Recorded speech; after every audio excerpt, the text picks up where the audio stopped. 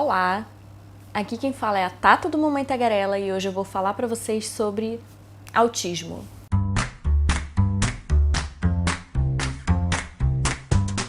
Na verdade, algumas pessoas pediram para eu falar como reconhecer um autista, de olhar para ele. Eu acho que essa é uma missão quase que impossível, muito difícil. Porque quando você pensa em autista, você lembra de quem?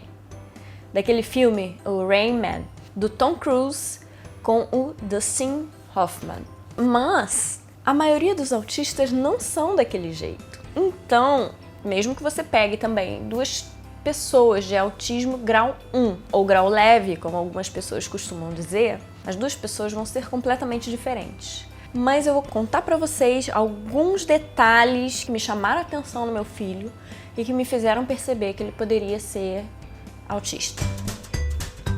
Como eu já falei antes, você olha para um autista e ele pode parecer uma pessoa típica. Ele pode não apresentar, dependendo do grau, obviamente, a princípio, ser um autista, entendeu? Aos seus olhos. E falando em olhos, eu acho que uma das principais características de um autista é o olhar. Quando o bebezinho, se ele não olhava nos seus olhos, o autista, ele se incomoda muito, ele se sente invadido em olhar nos olhos de uma pessoa.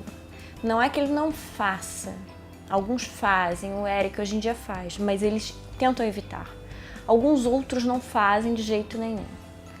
E, por exemplo, quando eles tiram foto, muitas vezes eles não olham na direção da câmera, eles olham para outra direção. O olhar de um autista parece um olhar perdido, um olhar que atravessa.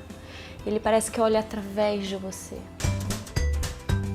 A segunda coisa que eu quero falar para vocês é sobre audição. Muitas mães de autistas relatam que elas achavam que o filho tivesse algum problema de audição, porque elas chamavam a criança algumas vezes e a criança não respondia. Por exemplo, no meu caso, o Eric, às vezes eu chamo e ele responde, mas às vezes ele tá ali na minha frente brincando com os carrinhos dele ou com qualquer outra coisa, e eu tô, Eric, filho, mamãe tá falando com você, e ele tá como se estivesse em outro mundo, em outra realidade, em outro lugar, mas não ali comigo. Essa é a sensação que eu tenho. E quanto maior o grau de autismo, maior vai ser essa sensação de desconexão com a realidade que a criança ou a pessoa vai apresentar. Outra característica para se observar, o autista, ele costuma fazer um movimento com o corpo, um movimento pendular. Geralmente é para frente ou para trás, mas algumas vezes pode ser lateralizado. O Eric, quando está assistindo televisão, ele fica em pé, lateralizando. Quando ele está na cadeira almoçando, às vezes ele faz para frente e para trás. Uma vez a psicóloga nos falou que o autista faz esse tipo de movimento porque ele se sente confortável com esse movimento. Esse movimento traz conforto para ele. E dependendo também do grau de autismo, esse balanço ele pode ser suave ou então dependendo do grau de estresse, porque quando o Eric está muito estressado, ele é grau 1. Leve, mas quando ele está muito estressado, o balanço é mais agressivo, mas quando ele está mais calmo, o balanço é mais suave. Uma coisa muito importante de se reparar quando é criança é a forma com que a criança brinca. Quando nós levamos na psicóloga, em busca do diagnóstico, por alguns dias ela observou como o Eric brincava.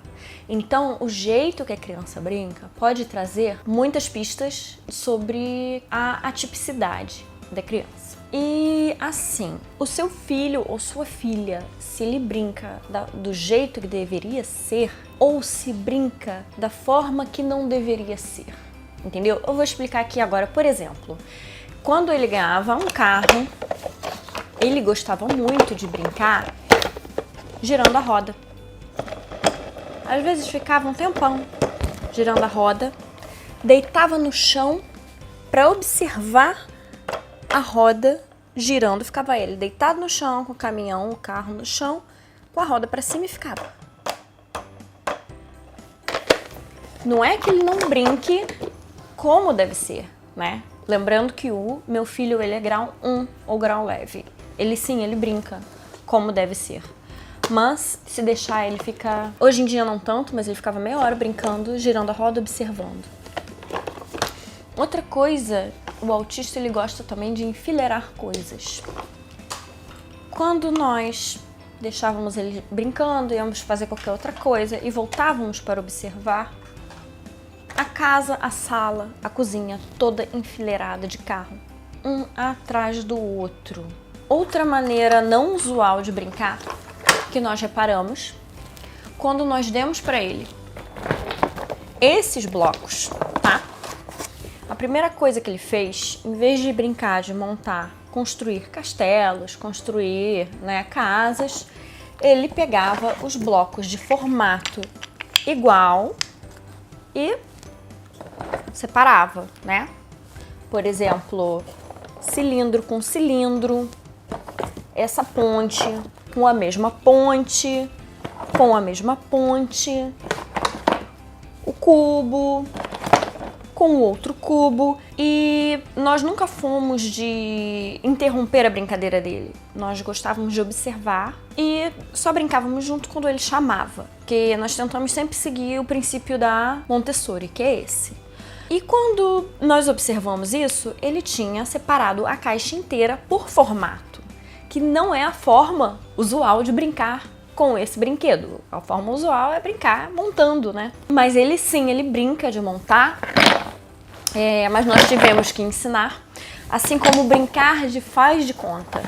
É uma coisa também muito difícil para o autista. Fingir que está comendo uma comidinha de mentira, num pratinho de mentira. Esse tipo de coisa tem que ser ensinado para a criança. Aliás, é uma coisa que é muito trabalhado na terapia ocupacional e outras terapias, é o aprender de brincar de faz de conta. E é importante ensinar, porque diferente das outras crianças típicas, eles não fazem por livre e espontânea vontade. Outra coisa para observar é a forma com que o autista vai ler os sentimentos. A primeira vez que nós percebemos que o Eric não entendia quando alguém estava feliz ou quando estava triste foi quando ele estava assistindo aquele desenho Frozen, que ele adorava, e bem no início do desenho, as duas irmãs perdem os pais e elas choram. Ele dava gargalhadas naquela cena. Ele não entendia que era uma cena triste e ele rolava de rir. Nós percebemos isso não só naquele momento, foi só a primeira vez que nós percebemos. Quando fingíamos que chorávamos para ganhar a atenção dele, ganhar o carinho dele, ele não percebia, ele não entendia o que nós estávamos fazendo, dentre outras coisas. E a partir daí nós começamos a trabalhar os sentimentos com ele, compramos livros para ensinar sobre sentimentos, mostramos rostos em cards e figuras, imagens para ele entender um rosto triste, um rosto feliz. E isso tem ajudado muito também. É um trabalho que pode ser feito com psicóloga. É uma coisa que precisa ser trabalhada no autista. Agora vamos falar sobre a fala.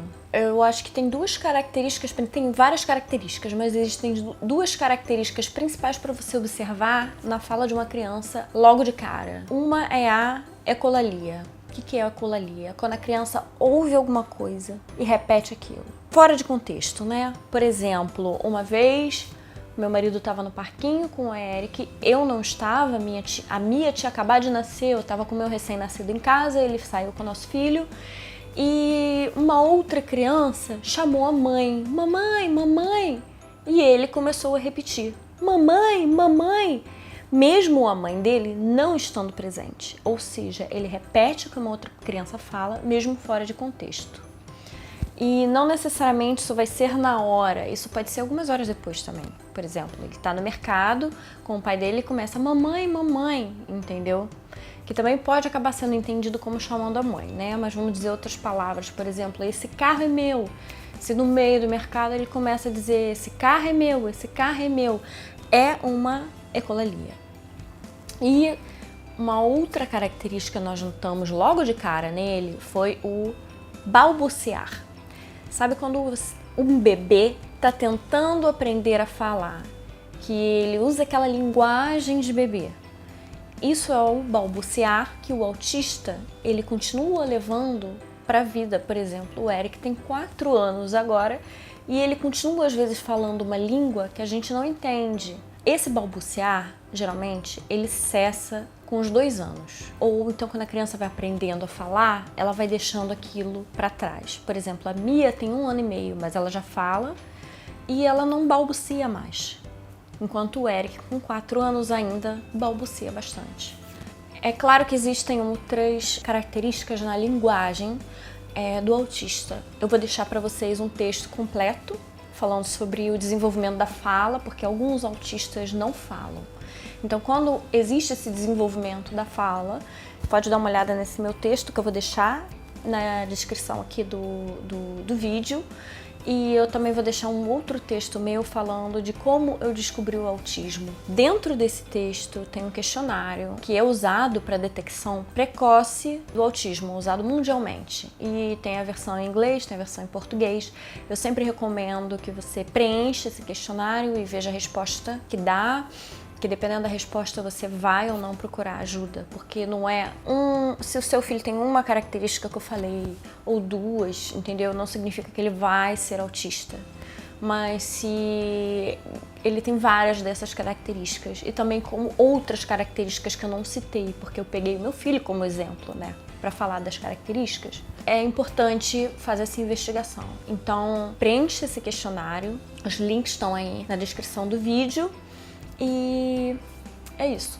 Espero que vocês tenham gostado do vídeo. Se gostou, dá um ok aí, um joinha no vídeo, se inscreva no canal e até a próxima.